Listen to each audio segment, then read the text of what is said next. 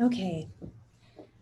Salam alaikum and welcome to the Being Our Best seminar series. This is our fifth seminar. We've had four others. We had our first one, which was on adolescent mental health. Then we did some civic duty as American Muslims and involvement with the government. We've talked about entrepreneurial success. We've talked about anger management while sheltering in place. And today, we're digging a little deeper. We're having a conversation on racism and truly looking inwards towards ourselves to effectuate change. A small group of the Bait al-Ilm community started the Being My Best webinar series because our community faces unique challenges, right, in preserving our American and Islamic values while attaining success in the current world that we're living in. And as we're striving for that personal success in our careers, in our education, in our personal development, et cetera, we often find ourselves limited, right, in the resources that are available that cater to the American Muslim individual and family. So the mission of Being My Best in this whole program is to empower our community members by providing those resources and tools to help them be on that road to success. A little bit of housekeeping on how this webinar will work. Those of you who are on the Zoom call, you will see on the bottom there's a little Q&A tab. On that, you can go ahead and ask questions. I'll keep monitoring that throughout the session.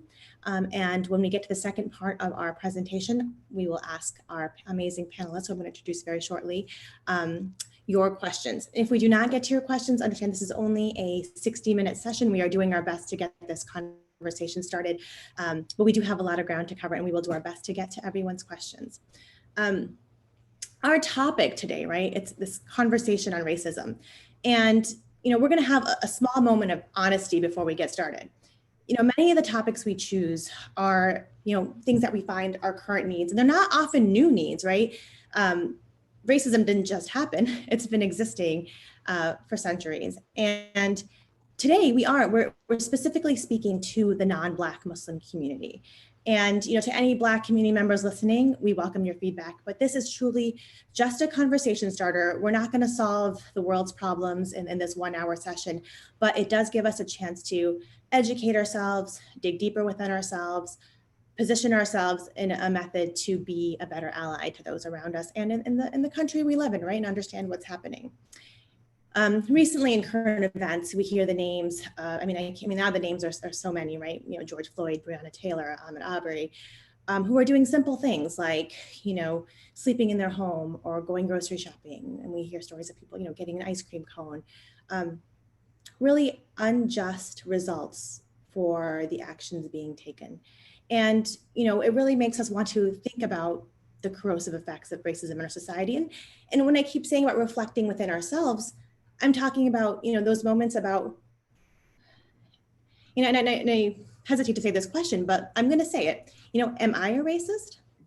And you're saying, Hina, a racist? No, the majority of our population, right? We're our community, the majority is, recent generations of Americans who have come in. But even myself, right, as a civil rights attorney, I have to be honest, our timing is really great with this seminar. We celebrated Juneteenth yesterday. And I didn't know what Juneteenth was really until I was in law school studying in a civil rights class, right? I remember as in elementary school, or no, probably not elementary, it's probably early high school, learning about, when the Union's general actually went into Texas and made the proclamation in Texas, and that's officially Juneteenth, but I never understood what that was until much later in my life and what that really means and how we do have systemic racism to address. And let's start having these conversations. And today we have two really fantastic speakers. I'm going to introduce them one at a time. One is Amir. He is a leader in Muslim children's advocacy and development. He's the founder and the director of Noor Kids, which is a Harvard-supported educational service organization that seeks to build confidence in the religious identity of young Muslims. Many of us are familiar. If you are not already a subscriber and a member, I encourage you to join on. That's my little plug for you all. Amin is an expert on identity, bullying, education, and publishing, among Muslim children in America. He's been featured on NPR, BBC, The Huffington Post, and now on Bait al-Ilm Live. Alhamdulillah, alhamdulillah, we have to update the bio.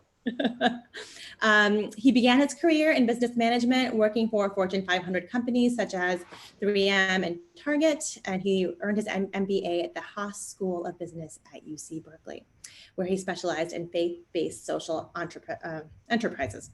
He graduated magna cum laude with distinction from the Carlson School of Management at the University of Minnesota, and he lives with his wife and daughter in Minneapolis, Minnesota. Sana Asser is an educational researcher with interdisciplinary experience across anthropology, sociology, and child development.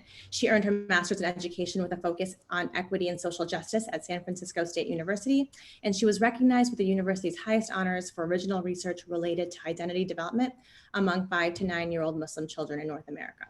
Prior to joining Newer Kids, Sana was a fellow with New Sector Alliance with Education Pioneers, and she also served as a strategy associate for the New Teacher Center. She joined Newer Kids in 2013 and serves as the Director of Education. So welcome to both you, Sana and Amin. And I will, I didn't want to start with this little caveat is our last session, we also had a husband-wife team as our panelists. And I love that we're continuing in this tradition with this panel as well. So welcome to both of you. Thank you for having us, alhamdulillah. All right, so let's get right into this.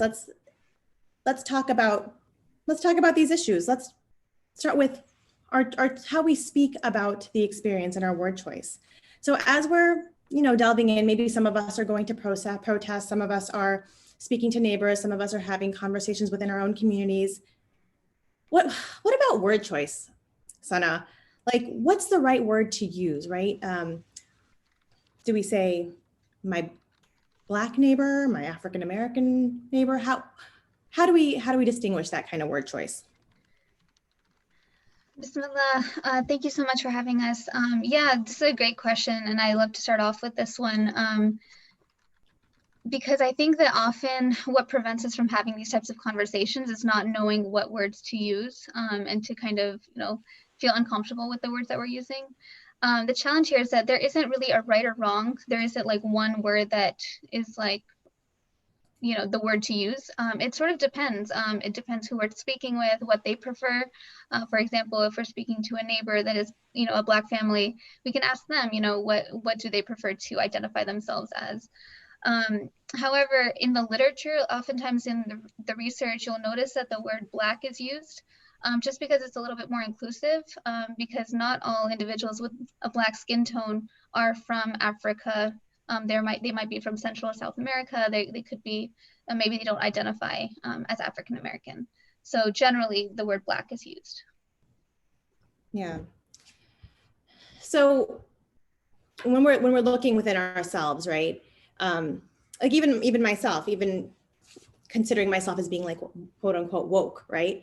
I'll have a moment where a thought will cross my mind, and I'll be like, wait, what? Why did that cross even think my mind? I'll check myself. And so explain to all of us, what's the difference between a stereotype versus like a prejudice? Yeah, so what you just described is something that's like completely normal and happens to everybody, and that's because that's how we're wired, right? So a stereotype is different from like a generalization. A generalization is just when we make we have that split second thought, right? It's the way that our mind categorizes information as it is. Oh, sorry, my screen went. As we are, taking in information, our brain automatically categorizes it, and that's a generalization. Now, a stereotype is when that becomes sort of a fixed belief that we associate about a particular group of people. And again, like the reason why that our brain is wired that way is because there are advantages to having that quick kind of categorization ability, because we can rapidly respond to situations because we've had similar experiences before maybe. But that's also, it can be a disadvantage because there are differences amongst individuals in a group, or, there is diversity. And so having that kind of fixed belief can also be a disadvantage if we associate or make that assumption about everyone within that group. So that's basically a stereotype versus a generalization. Now, a prejudice is essentially acting on that stereotype.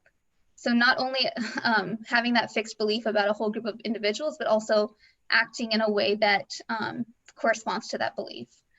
So I'll give you an example. So for example, if we have a stereotype that all Desi people, like all Indians are cheap, like we don't like spending money. A prejudice would be actually not only having that belief, but also acting on it. So for example, when you interact with someone who's Indian, not maybe, telling them about the New Deal because you just assume that they're not going to spend money or something like that. So that's sort of an example that we could think about. And I mean, feel free to jump in if you have anything to add. No, I think the only thing I would add is that I'm Pakistani. My wife is Indian. Disclaimer. And so I don't tell her about sales because of that very reason. No, I'm kidding. That's a joke. But alhamdulillah, I think, Sanai, I appreciate the way that you articulated it, right? So the way to think about it is the stereotype is kind of the general, it is a fixed generalization, meaning like, hey, all people are this way in my mind. This is what I've come to believe. And then the prejudice is then acting on that belief. Now, again, one of the reasons why this is so difficult, and we'll be talking about it throughout the discussion, is our brains are wired to make generalizations, right? And could you imagine if every single time you were in a situation, you approach that situation like it was brand new and like you didn't have any other previous history, right? I'm able to generalize that a lion is something that I should be afraid of, right? And so having that split second ability to process information, that's actually valuable for me, right? However, racism is a unique type of prejudice, right? Where now I have first have the stereotype about, for example, what people are like or who they might be based off of the color of their skin. And now I act on that, right? So it's a prejudiced behavior based on the way someone looks. And that, of course, can become problematic for a number of reasons, including, for example, what Sana said, look, there's a great deal of diversity, right? So even when you give the example of a Indian being cheap, not all Indians are cheap, right? There is a great level of diversity. And so me acting on this stereotype can be very problematic.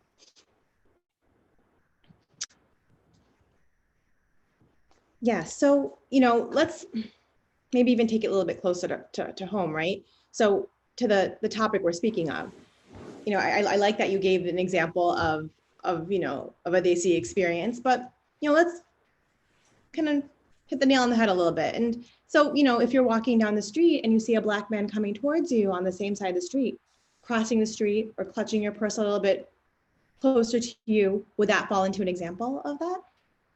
Yeah, it would, right? So that's what's called a microaggression. And so, when we think about racism, okay, and so prejudice behavior based on someone's race, oftentimes when we think in Hina, you asked a question at the very beginning. You said, am I a racist? And most people, when they ask that question, am I a racist? They'll immediately say, no, I am not a racist. Why am I not a racist? Because I am not doing overt racism. Overt racism is, for example, what we saw in the killing and the murder of George Floyd, right? Where there was a police officer who knelt on the neck of a Black man, right? And we'll point at that and we'll say, that is racism. I've never done that, so I am not racist, okay? And yes, that type of overt racism, we can clearly say this is racist. But the reality is the majority of racism that we see in our communities is not overt, explicit in that type of a way where it's black and white, this is racist. No, there are other forms of racism. One form of racism is what's called institutional or systemic racism, which is really perverse and one thing that many of us may not even understand what it is and we'd love to talk about. A second type is what's called microaggressions or what's called implicit bias, which is also really, really valuable for us to unpack. And it's the idea of how we almost subconsciously, not even thoughtfully, the way that we might implicitly have negative attitudes towards Black people, and that impacts the way that we act with them or around them. And a third type of racism, which may not be appropriate for this audience, is what's called internalized racism or internalized oppression. That is, if you are Black and you have seen yourself depicted in such a negative way over the course of time, it impacts the way that you might see yourself as a Black boy or a Black girl or a Black man or a Black woman. So it's to say that, yes, while there is overt racism that we can look at and say that is racist and I'm not like that, we do and we must explore some of these other types of oppression and racism, like systemic racism and what's called implicit bias. So let's kind of break these down then a little bit, since we've already started talking about each of them. Let's talk about institutional racism, right, versus oppression. How does that kind of look like? I know it's a heavy question. Yeah. So, Sana, can I take this one? Yeah, go ahead. Okay. And, even before we start, I have to just be very transparent with everyone who's watching, mashallah, on two things, right?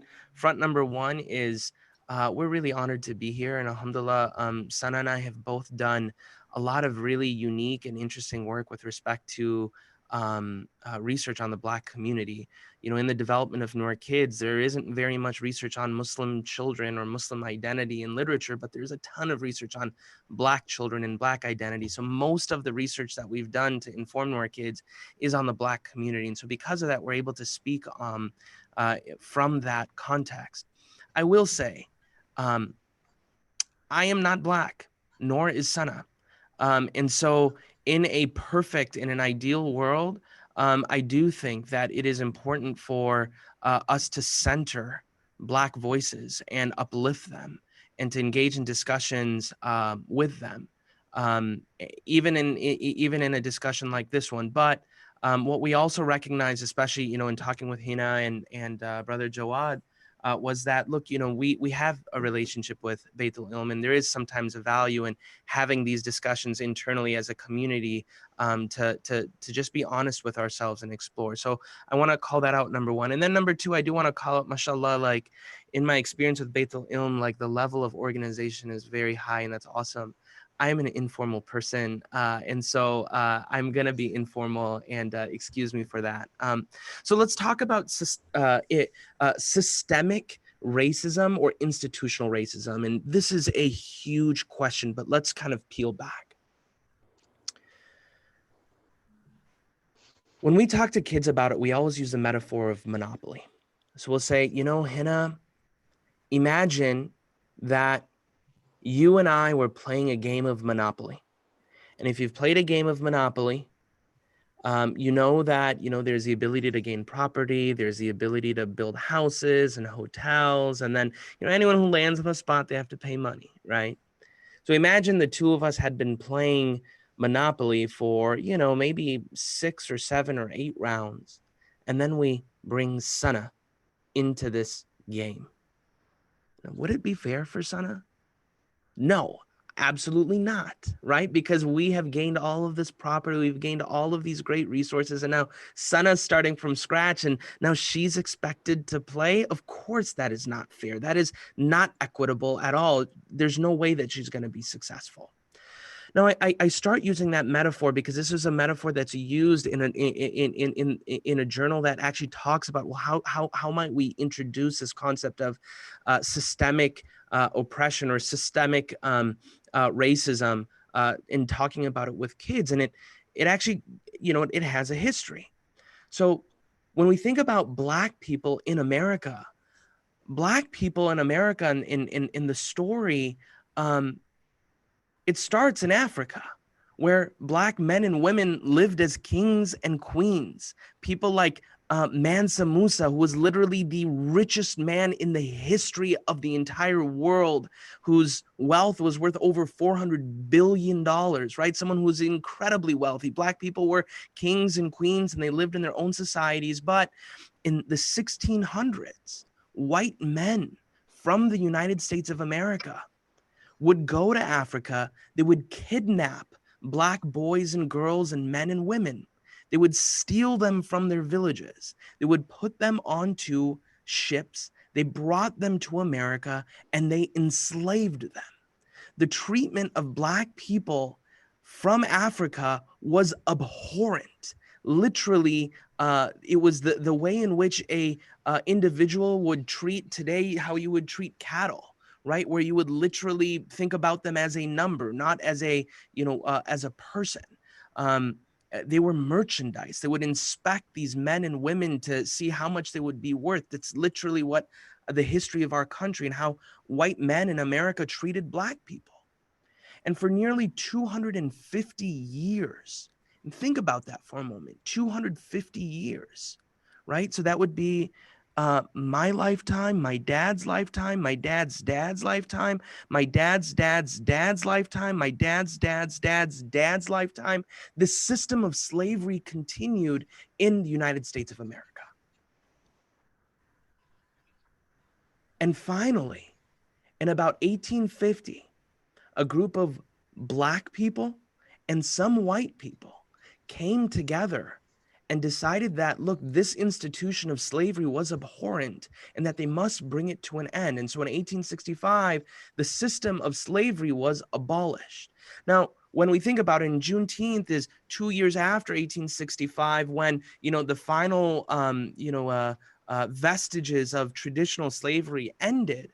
We might think that, okay, yes, slavery came to an end. And so at that point, equality existed, but we know that that's not the case. And the systems of inequality still continued, right? And I know that I'm talking about this at length, but it's important for us to understand this history, because once we understand this history, then we can start to understand, well, hold on, why might I myself have some of the preconceived notions that I do? Now, let's talk about this, and I'll try to do this in 5 or 6 minutes, because I know, Hina, you're looking at me and you're like, Amin, we've got time. Come on, we've got to be quick. I think you're right. This is important. We have to kind of understand the background and the history before we can effectuate change, right, within ourselves. So when we think about this 13th Amendment, which abolished slavery, right? Sana, and I'll just put you on the spot. What do you think the 13th Amendment says, if you were going to guess what the 13th Amendment says? Shall own another man and force him to do labor for no wage or something. And so the unique thing is it's not that, right? So the actual language in the first clause, and I'm sure Hina, of course, as a lawyer, would understand this as well. So it says, neither slavery nor involuntary servitude, except as a punishment for crime, shall exist within the United States. Now, notice that clause. You can't have slavery except for the punishment of a crime. Well, what ended up happening? Right when slavery ended up being abolished, in the South, it turned out that police started really regulating to get people in prisons such that they would be able to benefit from slavery through people who were in prison. And so this became the starting point of what's called the prison industrial complex. We're not going to get into all the details, but I just want you to understand that when we talk about systemic racism, there are vestiges of this that start all the way back in 1865 that exist today. We're in today, literally in 2020. Nearly 150 years after slavery was abolished, 1 in 3 Black men in America today, 1 in 3 Black men in America is likely to be incarcerated or will be incarcerated at one point in time in their life. In 2020, in the last 10 years, companies like Victoria's Secret, right? They employ prison labor to actually sew their garments. Walmart, for example, uses prison labor to, for example, sort their merchandise. Starbucks uses prison labor to package beans. Microsoft uses prison labor to package mouses. Remember these mouses? Yeah, like they would literally use prison labor to do that. And so what we recognize is that, wow, hold on, when we pull back, we recognize that, wow, there's actually more to this than just, oh, hey, people are being, violent, therefore they should be going to jail. Well, hold on. No, there's an entire history behind this that we must understand. Of course, it doesn't end at prisons, and that's not the only form of kind of institutional oppression. Housing is also a really important area.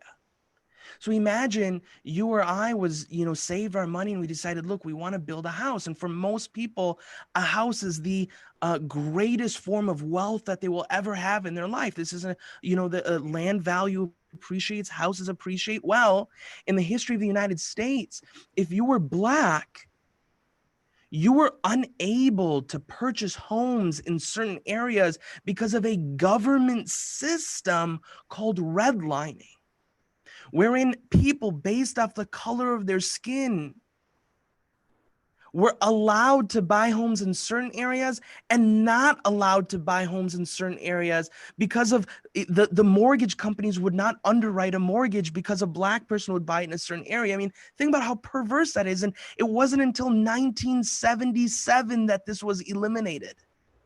So now as we think about, hey, driving through Chicago and we notice, look, there's some areas that tend to be, there's a lot of Black people in this area, not a lot of Black people in this area. It wasn't because, for example, Black people said, hey, let's just all live here. It was literally because our government in a northern city like Chicago or Minneapolis purposefully made those decisions. Now, of course, that has a lot of perverse side effects, like, for example, related to education. So, of course, in our history, we know that Black people and white people weren't able to go to the same schools. But this is compounded based off of the fact that we go to schools based off of where we live.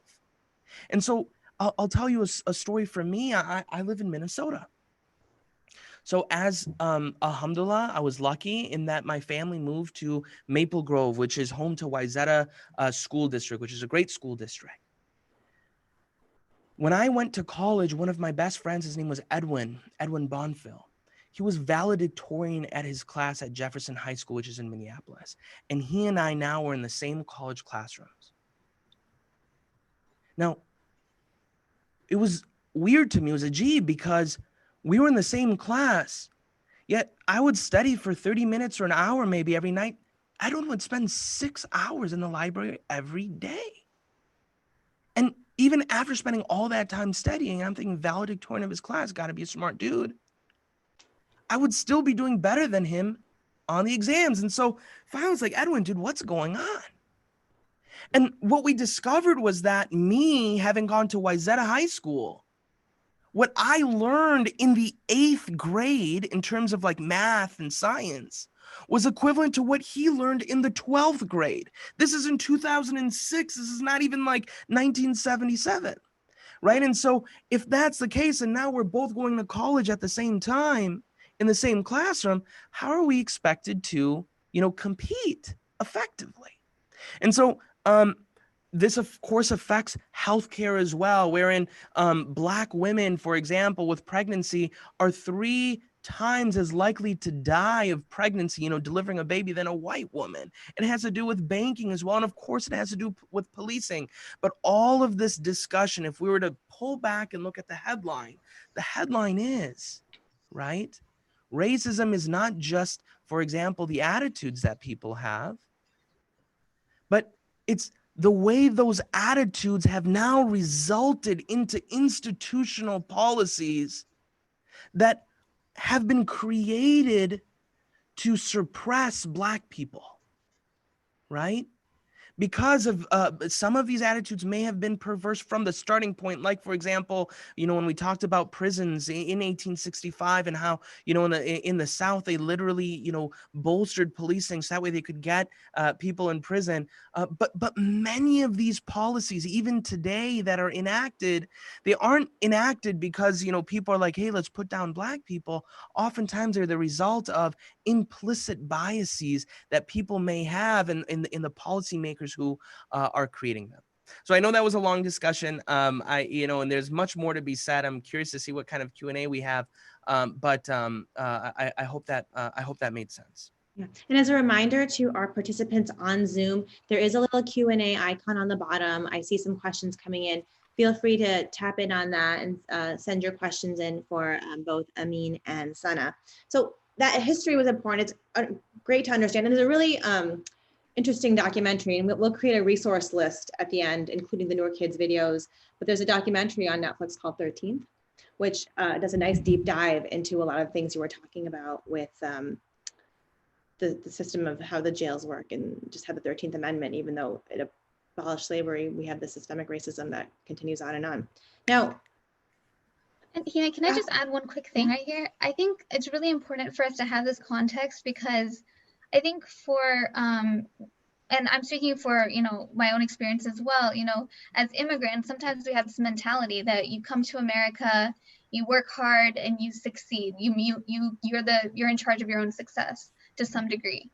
And so I think for us, especially as, you know, many of us come from immigrant backgrounds as well, I think it's important to have this whole context and have this history in mind, because it allows us to understand what's going on around us, and to see, you know, maybe, you know, this didn't come out of the blue, right? You know, all this stuff has come as a result of all of these injustices from years and years ago. So I think I just wanted to point that out here, because for me, that was an important point of reflection, because even, you know, my own parents are immigrants. And so just remembering that was really key for me. You know what, Sana, as you say that, I'm going to be a little bit more pointed.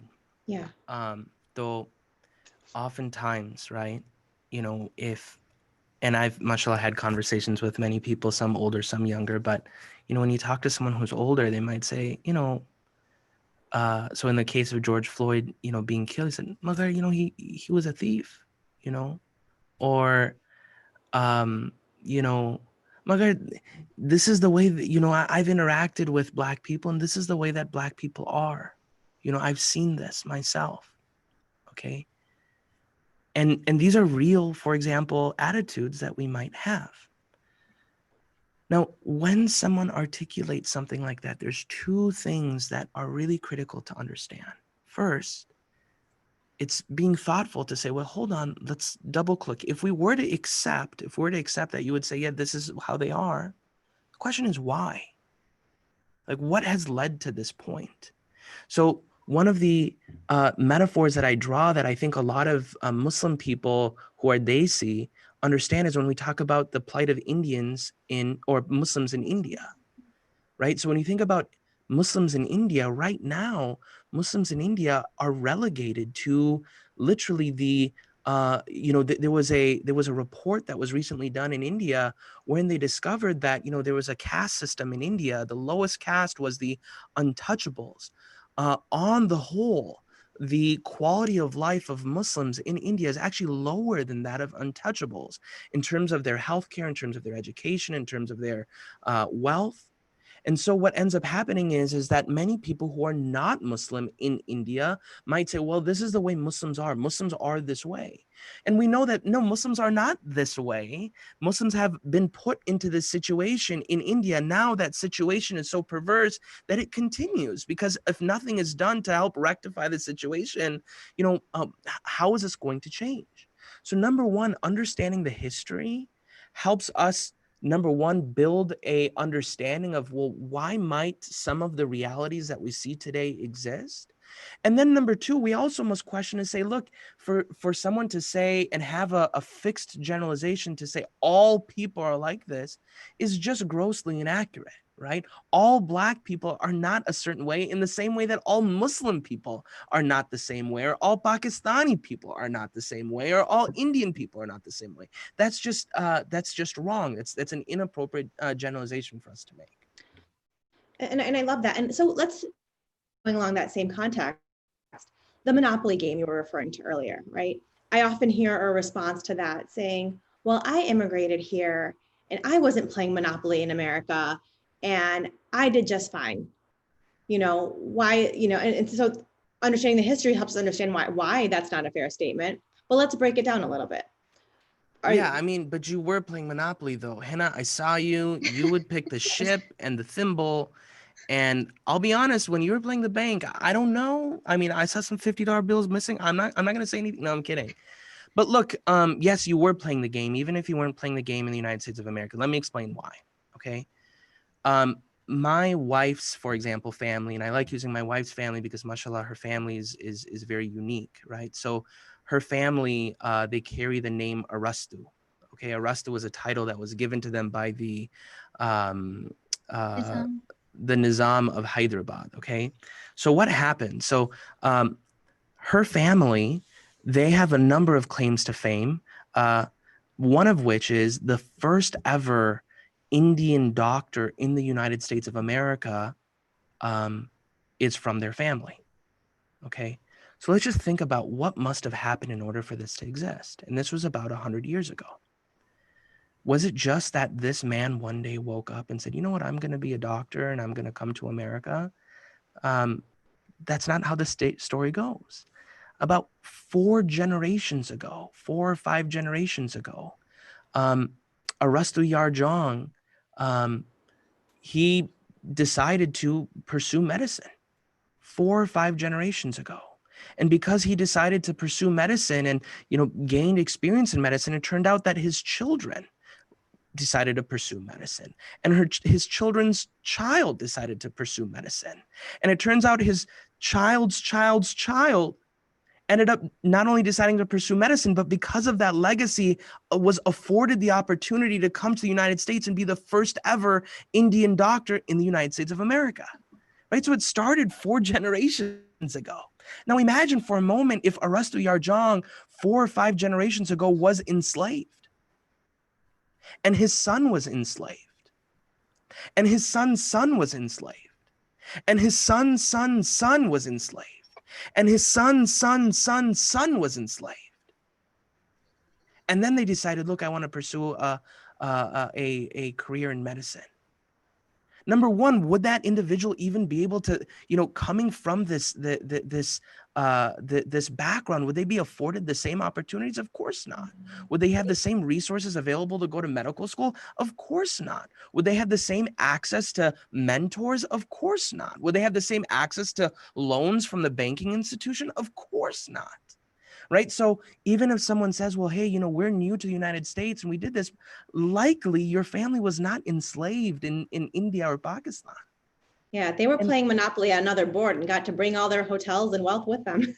Allahu Akbar. And one of the biggest injustices that we as a country have made,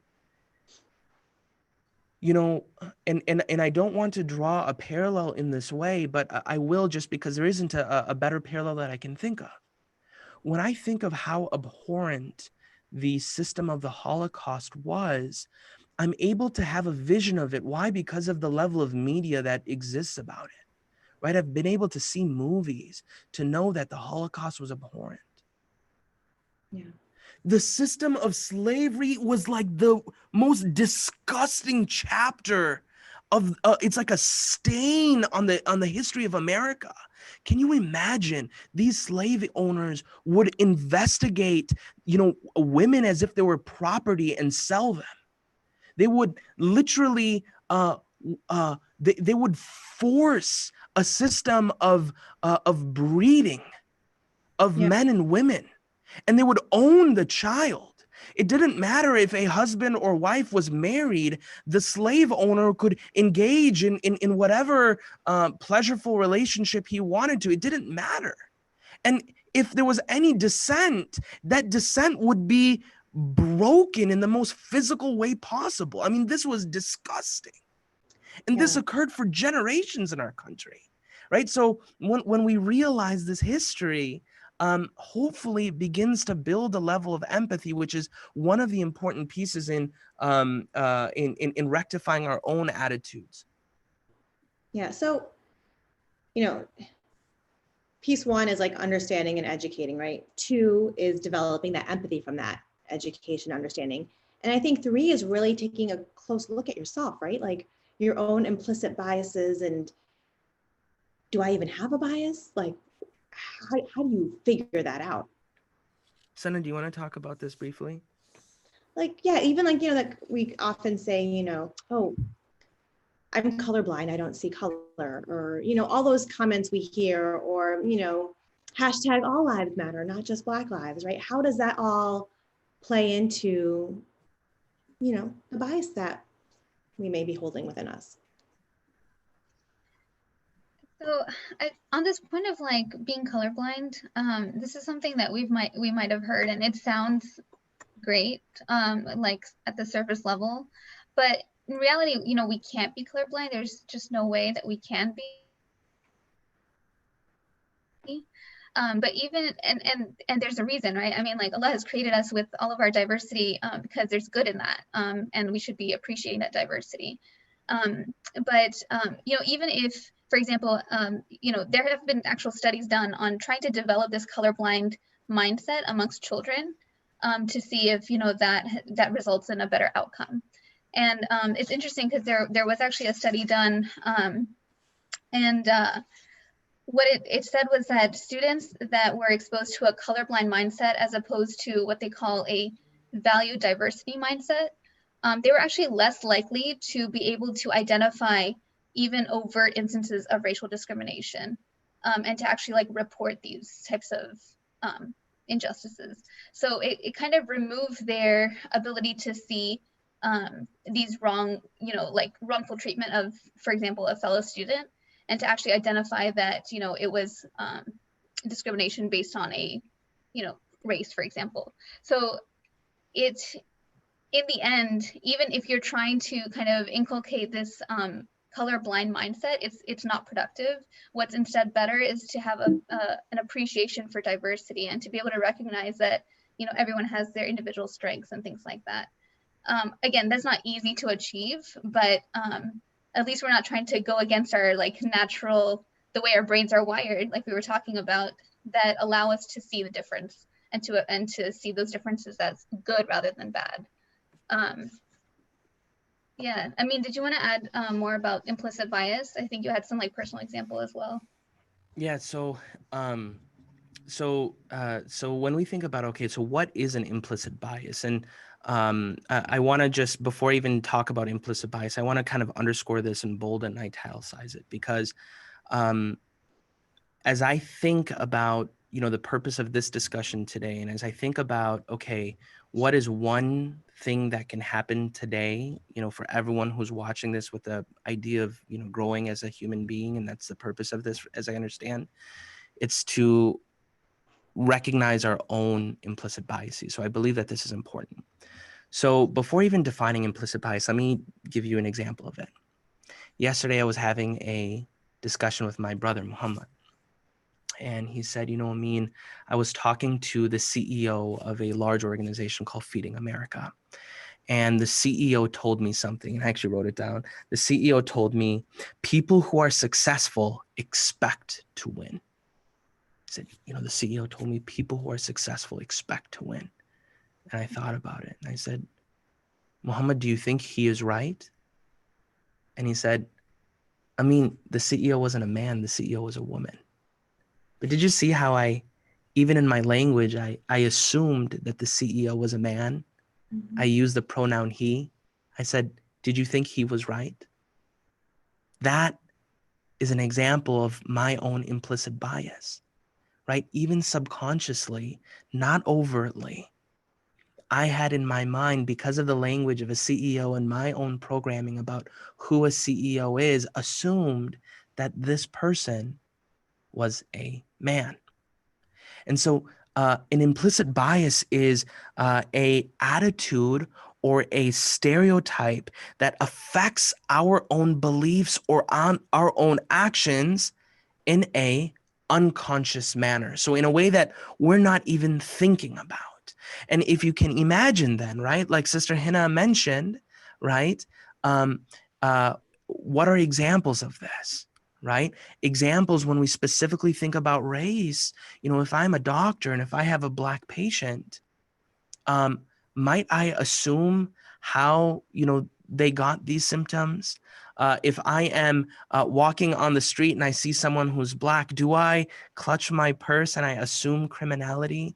If I own a shop and there's a Black patron who's coming, do I assume criminality by, you know, following them around? Do I draw assumptions about who these individuals are, not based off of something overt, right? I'm not trying to be racist, but subconsciously making that type of a decision internally. Now, the reality is almost every person has implicit bias. And it is not only reserved to the Black community, like there are um, um, implicit biases against Muslims, against Hispanics or Latinos or Chicanos, against women, against a whole host of different things. And what's really cool, and what I want every single person to do, because this is actually like the first step of thinking about, okay, well, how do I solve this problem? The first step is to actually recognize that, look, a bias may exist within me. Okay. And Harvard University created something called the implicit association test. Okay. The IAT. And if you Google right now, Harvard implicit association test, don't do it right now because we want you to continue watching the live program. Okay. But after the live program, we want to keep the viewers. All right. I want you to Google it. And this is literally a 5-minute test. And you can take it on so many different biases, right? There's even one on Arabs and Muslims, and it exists. And you can see, oh, do I have an implicit association? But there is one with respect to race. Take it. And once you take it, you will literally see on the screen what is the level of the bias that I have within my heart. Yeah. Those are, yeah. I think that's the biggest thing, right? Is recognizing that bias. And that's the only way we can rethink the way we react, right? Or go about our lives. Yeah, I mean, I would say, so implicit associations are real. They're normal. It's not something to be, people might, of course, they're not something that we want to share on the rooftop and say, but it's human. It's human. Okay. And the first step, right? Even, I think back to 10th grade health class, the first step is to realize that there's a problem. If you don't believe that there's a problem, that's part of the problem, right? Most of us have implicit associations because that's the way our brain is wired. And so the first step is to even understand that we have them. Once we understand that we have them, then the next time I'm in a situation and my brain is kind of drawing me towards this conclusion, I'm able to at least have a moment to recognize that, look, I know that I have this problem within me. I know I have this association within me. Might I want to check this? Right. And so taking that test is a great way as a starting point. But of course, there's more to that. And there's more ways that we can try to rectify our implicit attitudes. Right. So then, once we've hit that recognition piece, right? What are the steps that we're taking to reduce or like rewire ourselves? Sana, do you want to talk through some of these? Yeah, I think we've talked about a couple of example. I mean, I think part of it is like just educating ourselves and like trying to understand where these biases are coming from or where these stereotypes might be originating. I think that reflecting, taking time to reflect and think about your own life experiences and how you might be, how you might be kind of like enacting these stereotypes, this discrimination, knowingly or unknowingly, to kind of take a step back and think about your own kind of the way you behave. And then I think that it's really important to build this empathy. We were talking about empathy earlier, and I think there are multiple ways to do this. Part of it is, the history and educating ourselves, but also like there are lots of stories are a great way to build empathy as well. I think we write children's books. I think that reading literature that can give us a window into someone else's life to help build that empathy is really key. So this can happen via multicultural children's books, but it can also happen. There are a lot of stories written for adults on the theme of race and kind of understanding, the experiences of Black people. So I think that those are a couple of my ideas. I would, and I would build on that, right? So I would say, what we know is, and just to kind of like even put structure on it, we know that there's 3 key kind of avenues through which we can kind of really tackle our implicit associations after we've discovered them. The first is to create experiences that shatter our associations. Okay. So again, take that example of Indians being cheap. If I have an association in my mind that Indians are cheap, one way to break this association is to find counterexamples to basically shatter this, to break it, right? So similarly, if I have an association about Black people being a certain way, finding examples that break those assumptions can be really valuable. Okay, so how might that happen? One way that might happen is by learning the stories of Black people throughout time. Now, one of the cautions, right, when I told you that story of Monopoly, that story started with Black people being kidnapped and put onto boats. That's not the story of when Black people started, right? If you notice before that, I talked about Mansa Musa, who was in Mali, and through a system of commerce and business acquired the most wealth that the planet has ever seen as a Black person, right? Mansa Musa, it's interesting because when he went to the Kaaba to perform his pilgrimage, he gave so much in charity that it literally destroyed the system of currency in Mecca at that time because he had given so much, which is just fascinating, right? So, or for example, when we think about examples of intelligence, right? We know, and I know that I'm, here with, mashallah, the Baitul Ilm community, and I think the scholars of the Ahlul Bayt may be able to speak on this much more eloquently than me, but from what I understand, the seventh Imam of the Shia tradition, Muhammad Taqi al-Jawad, was Black. And his father as well, Ali Ridha, was also someone who had very dark complexion and was also Black. And, and it starts actually from Jafar Sadiq and his spouse. And so again, the topic of Muhammad Taqi al-Jawad is actually very fascinating because he was the one who, according to the Shia Imami tradition, became an Imam when he was very young, 7 or 8 years old, and became the proof of this institution because of his ability to discuss jurisprudence, right? Or for example, when we think about standing up against injustice, perhaps there is no better example in modern times than Muhammad Ali or Malcolm X. I mean, think about Muhammad Ali, someone who was literally in the prime of his career. In the prime of his career. And you think about boxing, there's a window within which you have the ability to really build your legacy. In the prime of his career, he stood up to justice and paid the price of it by being in prison. Malcolm X as well. Right. So anyways, when we learn these stories, we're able to start kind of unwinding perhaps some of the preconceived notions or the implicit associations that we might have. So that's one. A second thing that we know is to create diverse communities of practice.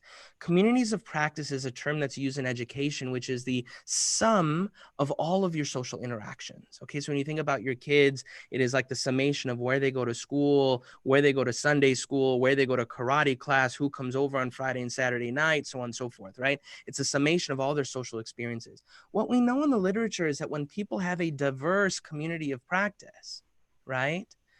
They're able to have more nuanced understandings of diversity. So for example, if I don't actually have any Black people in my circle of friends, in my community of practice, I am then very much at risk of developing negative biases that are promoted based off of just what I see on the news or what I see on media. Right? So being thoughtful about how you cultivate it. One way that Sana and I have done it is for our daughter, we made the decision for our daughter to go to a pediatrician who is Black. And so And a woman. And a woman, Yeah. such that when she grows up, for the first, 18 years of her life, she has this direct relationship with a Black woman in a powerful seat, such that inshallah it helps protect her from some of these negative biases that she may have. And then finally, And quick thing on that, I mean, and by the way, like if you think about as Muslims, there are people who have preconceived notions about who Muslims are and things like that. But if they don't actually know a Muslim, then, you know, we'd say like, go out and meet some Muslim, you know, like have a Muslim friend, you know, actually get to know Muslims on a personal level, and you'll see that, you know, many of your stereotypes will be shattered. So just to kind of give that kind of the other side of the coin. So I think a lot of the things that we're talking about, you know, we're on the receiving end of some of the, you know, negative perceptions that other people might have of Muslims. So if we can use that as fuel to also, you know, not be, you know, doing that same thing to another community, I think that's valuable as well. Yeah, it's very reciprocal. Yeah. And like Sana articulated as well, and you know, we mashallah spent a fair amount of time today talking about it as well, but building that empathy is also very important, right? And so outside of these personal relationships, outside of, you know, learning the stories of these individuals, there is opportunity for us to educate ourselves, right? So Sister Hina, you mentioned the movie The 13th, which is on Netflix. Mhm. Everyone should watch that movie. For sure. And it's a movie. It's not even a book, so you don't have to read. All right. Watch it. Right. There's a podcast called 1619 that was done by the New York Times. It is excellent. Listen to it. Listen to it with your family. There's a book called The New Jim Crow, which is similar to the 13th. When we educate ourselves, we're able to kind of decolonize our minds and really allow ourselves to be people who help ensure that we're not promoting these systems of racism within ourselves or within our community. And also, I mean, you mentioned like with your family, I think that's also a key thing.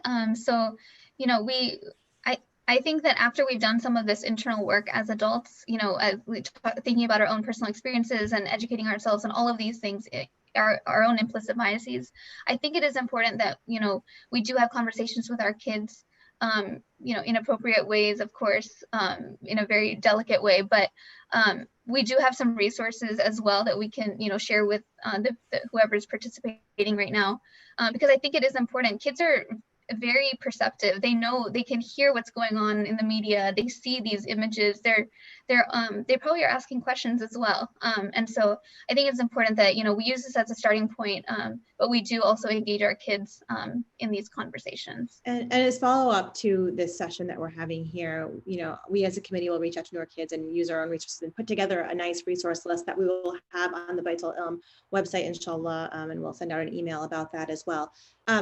You know, I know we are at 3 o'clock, and if Sana and Amin, if you can give us 10 more minutes, we do have a few questions that have either come to me via text or through our Q&A that I would love to get your thoughts on. The first one is, how can we as Muslims participate in the racial reform movement currently underway in the US? Like, what's the most effective way? I know there's many ways, but. So I want to, before I answer this question, I want to share that there are some things that we shared today that come from a perspective of, I think, professional expertise. And alhamdulillah, we try to stay in our lane, right? To make sure that we talk from a perspective of where we have a lot of expertise. And so that's what we've tried to talk about today. I will share my sense of the best answer to this question, but I want to caveat that by saying there are better people who can answer that question than me, and I just recognize that. So for that question, what I would say is likely three things. Number one is we must educate ourselves and our children. That is the first and the basic prerequisite to all of this. And before we can, you know, help solve the problem, we have to solve the problem within ourselves. And I believe that a problem does exist within ourselves. I do also believe that systems of racism do exist within the Muslim community as well. And, you know, there's an organization called the Muslim Anti-Racism Collaborative, who we're very close to. And according to research that they've done, something like 60% of Black Muslims have communicated that they have in one way, shape, or form experienced racism within the Muslim community. Yeah. Okay, so even before we think about the US and the government, we have to fix our own communities. Number two, what I would say is we must center and we must uplift Black voices and Black people. Okay, so what does that mean? When we know that there is a history of inequity, right? So in Noor Kids, we have, when we talk about the concept of fairness, right? What is fair? Oftentimes a child will say, oh, fair is to be treated the same. I want to be treated just like my brother or my sister, but that's not what fairness is. In Islam, we know fairness is to treat each person based off their own unique circumstances, right? We won't feed a 6-month-old the same thing that we feed a 6-year-old. That's because that's equal. That's not fair. No, it's feeding them what's appropriate for themselves. Similarly, treating Black people and white people the same is not necessarily ideal. That's not necessarily justice. If we know that there's a system of inequity that's existed for a long time, we must actually raise the station of Black people and do it almost purposefully, such that we can try to rectify some of the injustices that have existed in the past. And so what should we do? If I am a business person, if I am in whatever sphere that I live in, I should try to uplift and center Black voices and put them and elevate them. And that's one of the reasons why even today, as we're doing the discussion, I said, look, we're kind of doing a little bit of a disservice that there is not a Black person on this panel. At the same time, we understand that this conversation is an internal conversation, and sometimes hearing that from a family member can, go a long ways, right? And then the third thing that I would say is there is a political component of this. Absolutely, it does not appear that such a groundswell of interest has existed for racial inequity and racial justice than exists literally today. Yeah. This is a unique moment in the history of our country. And so we must participate in the political process, with respect to who we elect, the type of policies that we try to lobby, and talking with our local government officials. I wish I could provide a more concrete, like, hey, this specific proposal is one. I'm not the best person to answer that question, but those are three things that I think we could do. I just wanted to add to that as well. Amin mentioned the Muslim ARC, the Muslim Anti-Racism Collective, and they actually have put together a list of very actionable things that we can do. And I think this is valuable because it's coming from Muslim, Black activists. And I think that this is something also that we can talk about sharing, because I think sometimes we need something concrete to do because it gives us a place to start. So I think that would also be valuable. And please feel free to also visit the Muslim ARC website. They have a lot of resources as well on their website.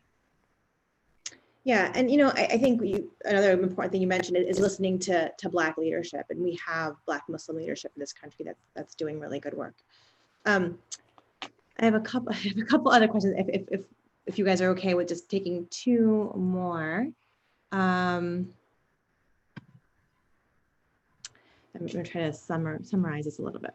I believe all that was explained as implicit bias and systemic racism is not specifically directed towards suppressing Black individuals. It is to suppress the poor. Blacks seem to suffer more due to their historic background, but other races are in it too.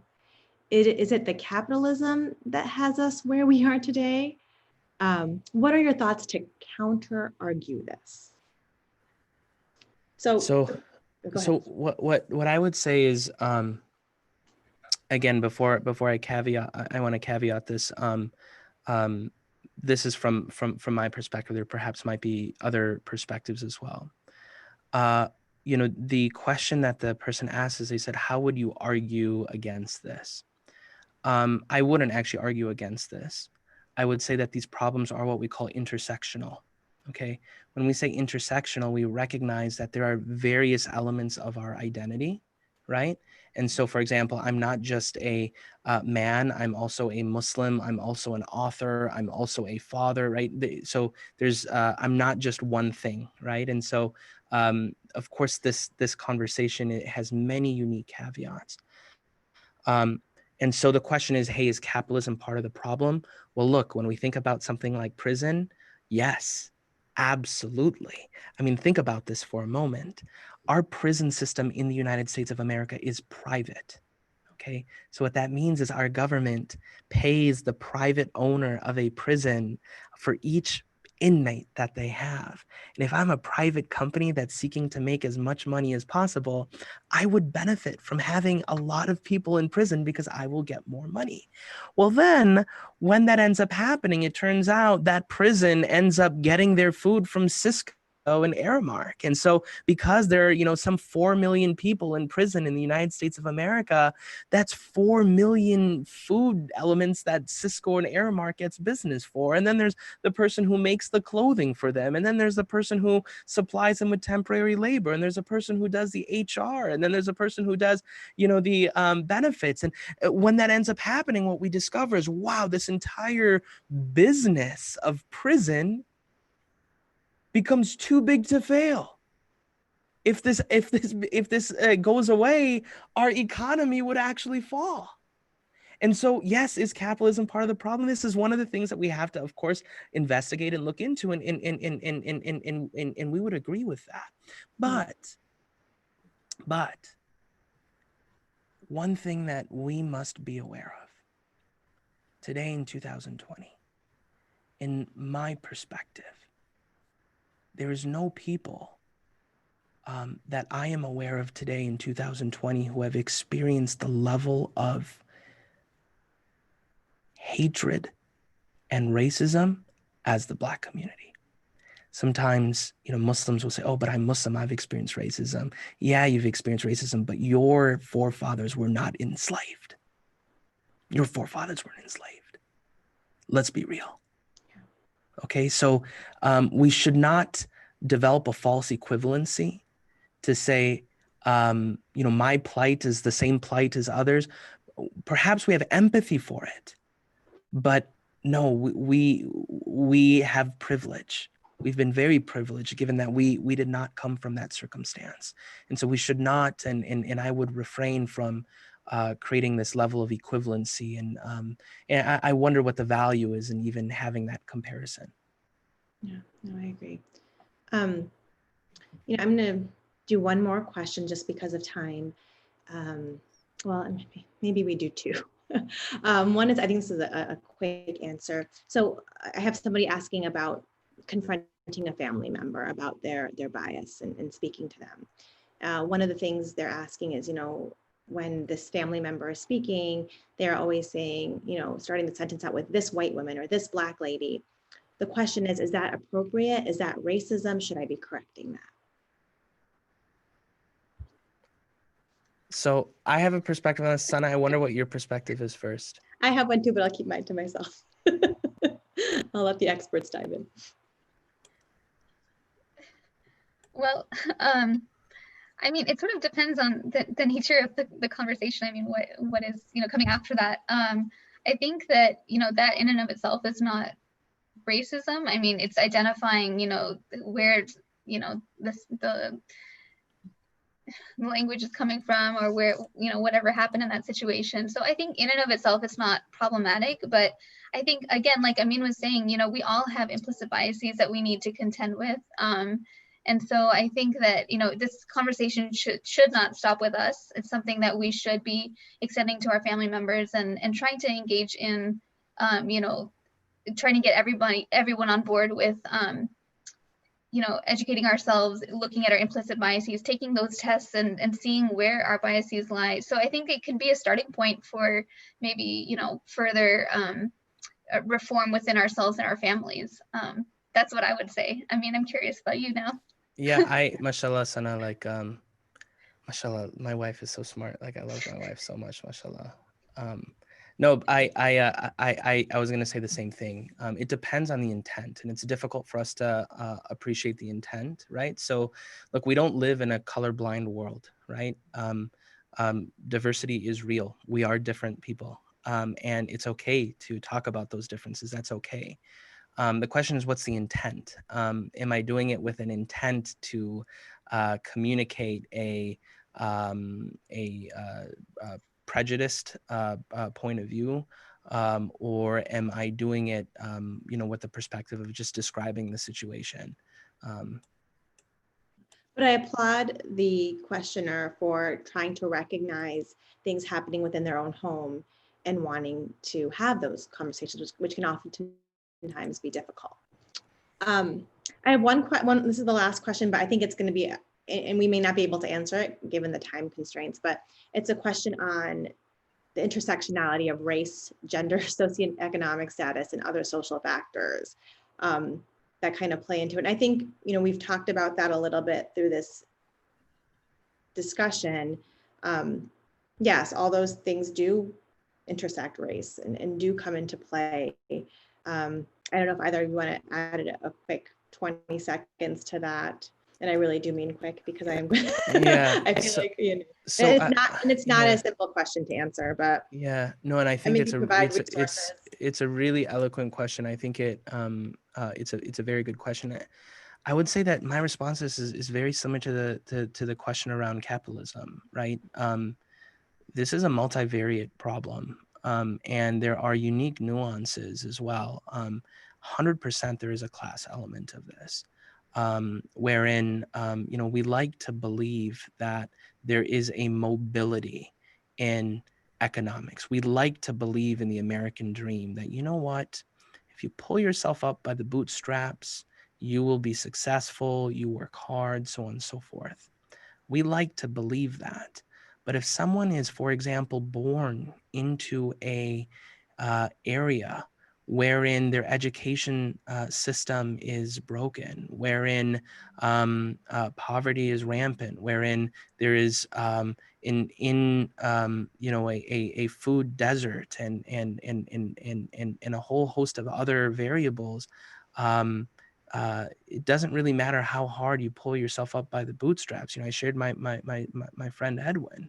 Allahu Akbar. I mean, what an amazing, he was valedictorian of his class, which is literally like, the hardest someone could perhaps work. And he himself had a number of, blessings that allowed him to get to that place. But even then, when he got to college, it's not like the problem went away, right? Like because of the school that he went to, and because it was in a lower socioeconomic area, there's a lot of really interesting conversations on gender and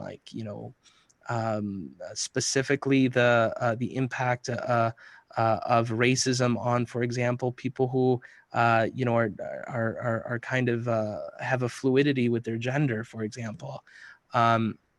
I'm not the best person to speak on that, but yes, we do know that this is an intersectional problem. Yeah, and I think, you're right. But I just wanted to say that, even though we should look at this as an intersectional, issue and recognize that there are many complexities, I think we don't ever want to kind of understate the importance of race or the role that race plays, either now or in the past.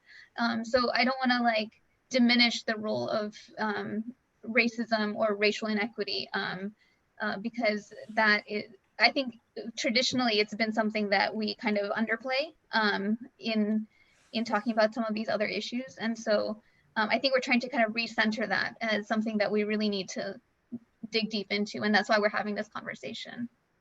So, yeah, agreed. Yeah. Before I start thanking you all, and I will in a moment, I've gotten a couple questions, and I'm not going to ask this question, but about, and because I think we've identified it, and Noor Kids is a great source for helping raise anti-racist kids, especially Muslim children. And I will link all the most recent, topics that you guys have online, and also your sources. But as a mom in the Midwestern burbs, right, where things aren't so diverse, I'm actually going to share something because I got a bunch of texts from people in the community as this was happening. And a friend of mine wrote this, on her social media post. And I think for a lot of parents who are in this place and trying to figure out what to do, I think it resonates. So I'm just going to read this and maybe we can comment and then we'll close out the session. She's a Muslim mom as well. She said, I find myself scrambling each day as if I missed a deadline. That deadline was many yesterdays ago. I find myself in utter shock as I learn about Black lives and their daily struggles. Those struggles should have been noticed decades ago. I find myself realizing that I live in a world where it's easier to be silent than to speak up. I should have broken that silence years ago. As we marched, I could not stop the tears from flowing as I witnessed my 11-year-old chant, "Hands up, don't shoot," as he raised his arms in the air. If you do not have to teach your child this phrase, please, please recognize your privilege. I haven't done much, but I promise to do more, to listen, to reflect, and educate. I'm just a mom, but I recognize the power I have within my home, my circles, my school, my mosque, my community. That's where I will start. I want my children to know we stand for what is just. I want my children to see that beauty comes in all shades. I want my children to know that racism is unacceptable. I want my children to know their rights. I want my children to understand that they will never understand.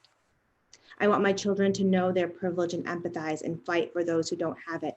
I want tomorrow to be better than today. If you haven't diversified your at-home libraries, if you haven't watched certain movies and titles, watch one. If you haven't had uncomfortable conversations at the dinner table with your people, then have them. If you have ever walked away from an awkward comment or conversation, wondering why you remain silenced, speak up. Lastly, if you're an educator, I want you to know how many minds you would inspire on a daily basis, year after year. Please use your platform to erase racism before it takes hold.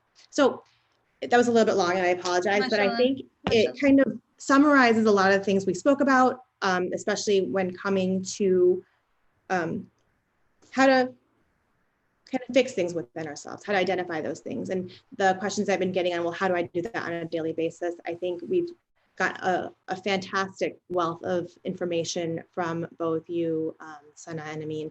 We appreciate the platform that Noor Kids has created for the American Muslim community. I think it's an important one. I think it's a needed one.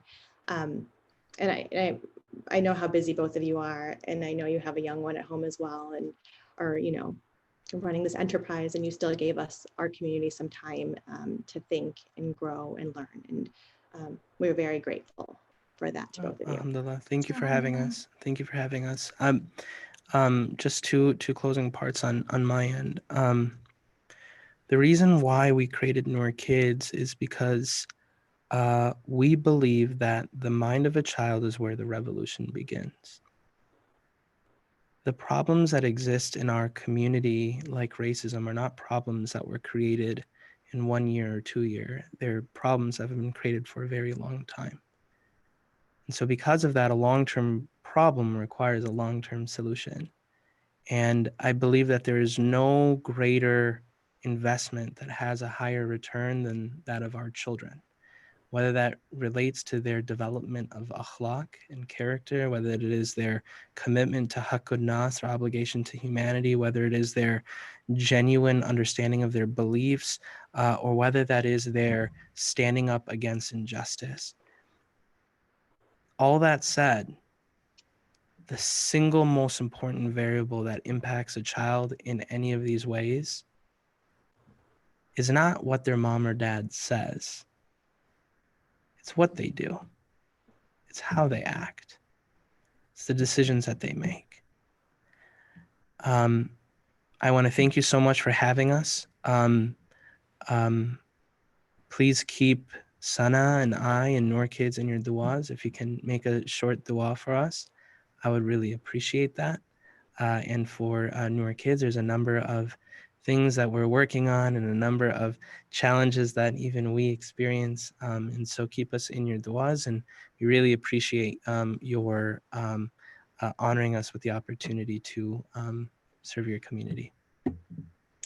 Well, thank you so much. And to our listeners, if you know people who wanted to listen to this, it will be on the Baitul Ilm website, their YouTube live channel.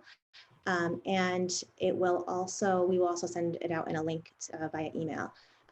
If you have any follow-up questions or anything else, you can email us at outreach@baitulilm.org.